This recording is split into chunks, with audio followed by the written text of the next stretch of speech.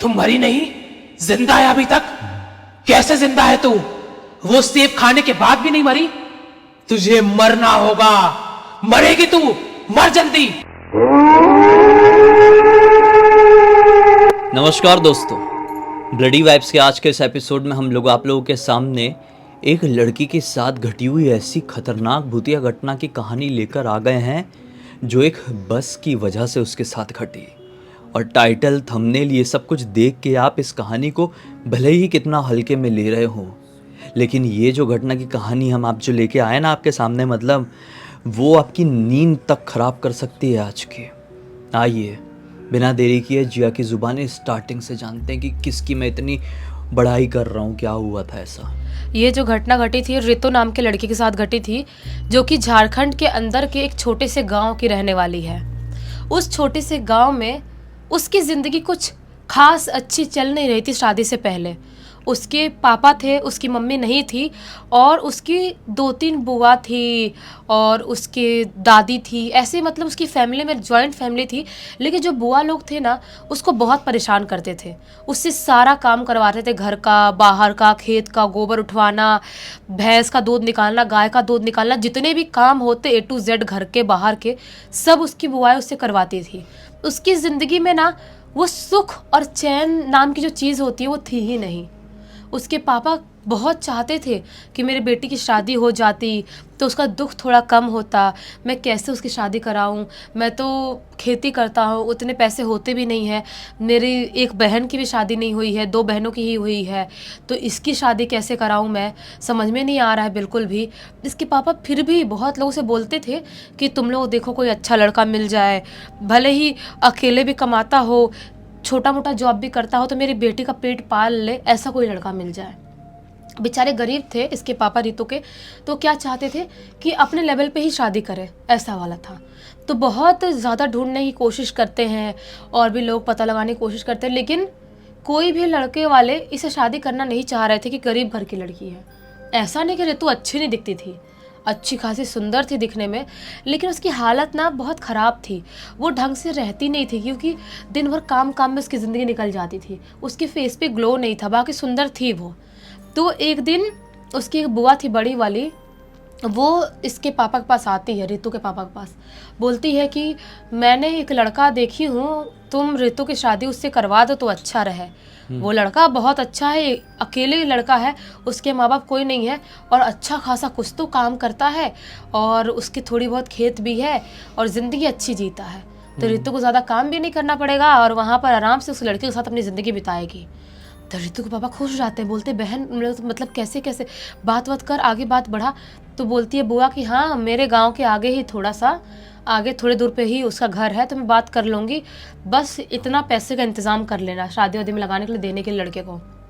पापा इसके रेडी, किसी से मांग लूँगा उधारी गांव में, और इसकी शादी अपनी बेटी कैसे भी करवाना ही है। तो रितु के पापा पैसे इकट्ठा कर लिए, जो भी देना था दहेज उस लड़के को, जो भी चीज़ें थी। उसके बाद अब शादी वाला दिन आता है। शादी वाला दिन आता है, लड़का बारात लेके घर पे आता है, इनकी शादी भी हो जाती है, और लड़का दिखने में भी ठीक ठाक था।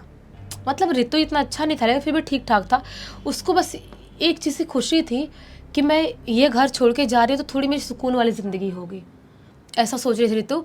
और शादी कर लेती है उस लड़के के साथ। उस लड़के का नाम मनोज है। उस लड़के के साथ ये उसके गाँव चली जाती है, शादी करके विदाई लेके। वहाँ पे है, वहाँ पे कुछ दिनों तक मनोज बहुत प्रिंसेस ट्रीटमेंट दे रहा है इसको, बिल्कुल कि तुम ज़्यादा काम मत करो, बाहर से कुछ भी खाना लेके आ रहा है, बाज़ार से चाउमीन वाउमीन ला के खिला रहा है, एकदम अच्छा ट्रीटमेंट, समोसे ला रहा है, पकौड़े ला रहा है रोज़, और अच्छा खासा, जैसे कि इसको लगने लगा था कि मेरी ज़िंदगी ही बदल गई। शादी करके मेरी टोटली ज़िंदगी बदल गई। पहले मैं कैसी थी, आज तक बाहर का ढंग का कुछ खाई नहीं थी, अभी रोज़ खाती हूँ बाहर का, एकदम खुश थी रितु। ऐसे करते करते 1-2 महीने बाद रितु को ना मनोज का बिहेवियर थोड़ा चेंज होता हुआ दिखाई देता है।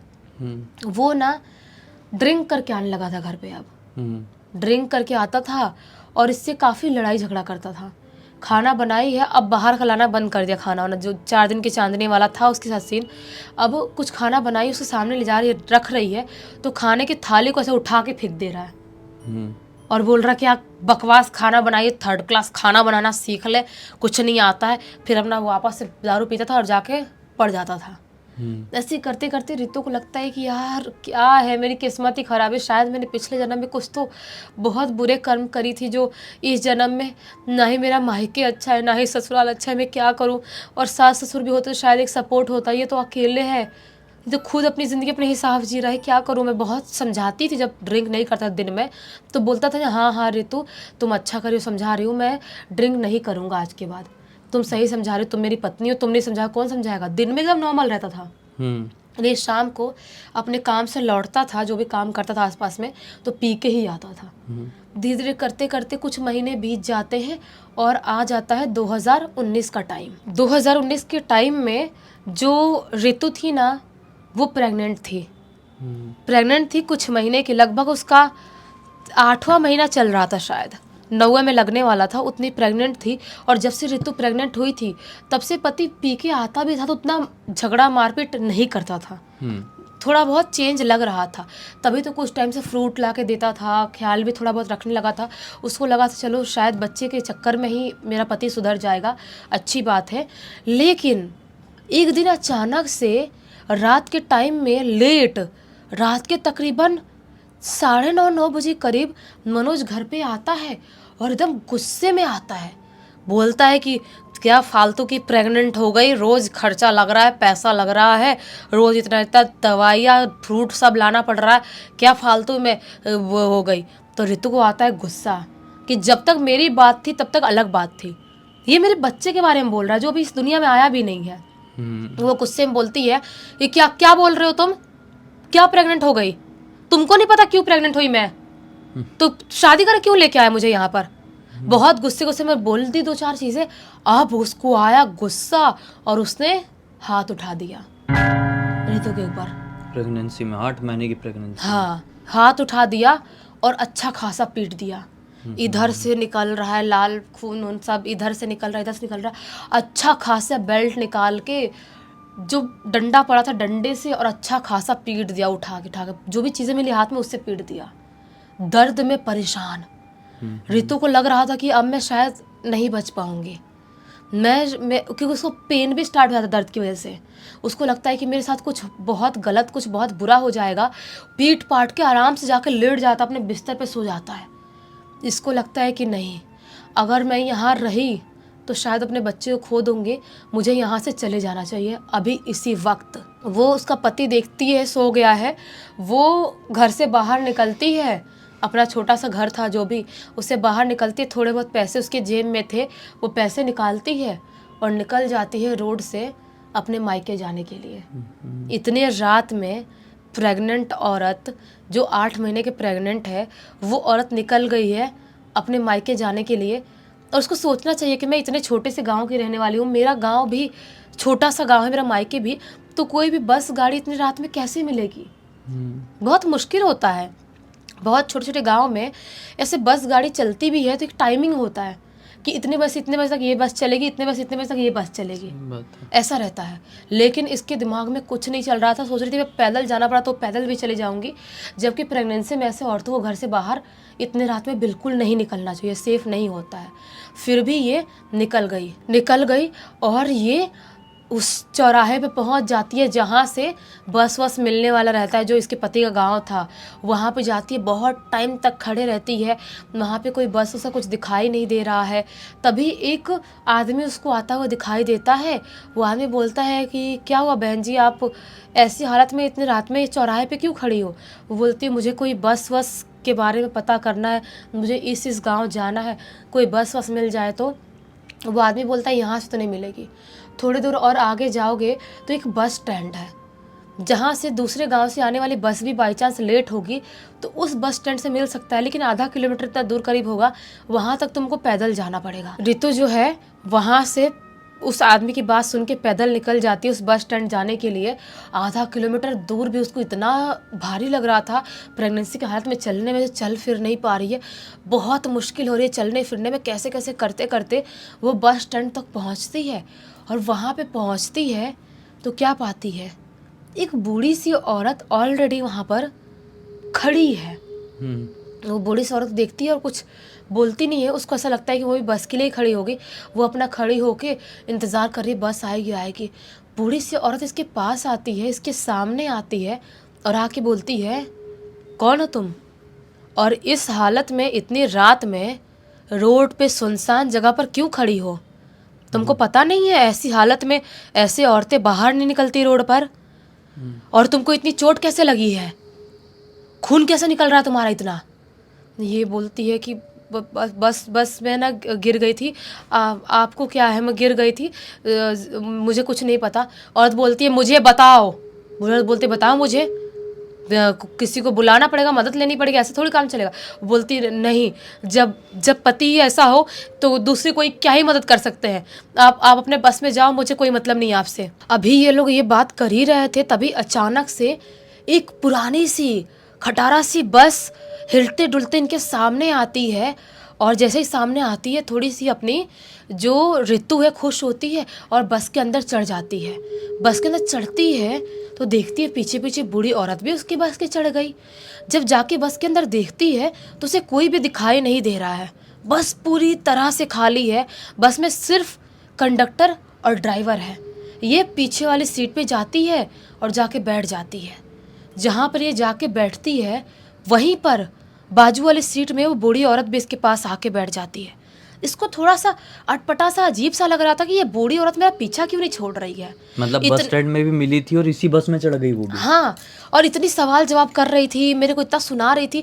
वैसे ही मेरा दिमाग खराब है, मैं ऐसी हालत में अपने पति से लड़ाई करके आई हूँ और ये मेरा पीछा क्यों नहीं छोड़ रही है। सोचती है छोड़ो, भाड़ में जाए, मैं अपना इग्नोर करती हूँ। वो बस के बाहर तरफ ऐसा देखने लगती है और बूढ़ी औरत से बात नहीं कर रही है।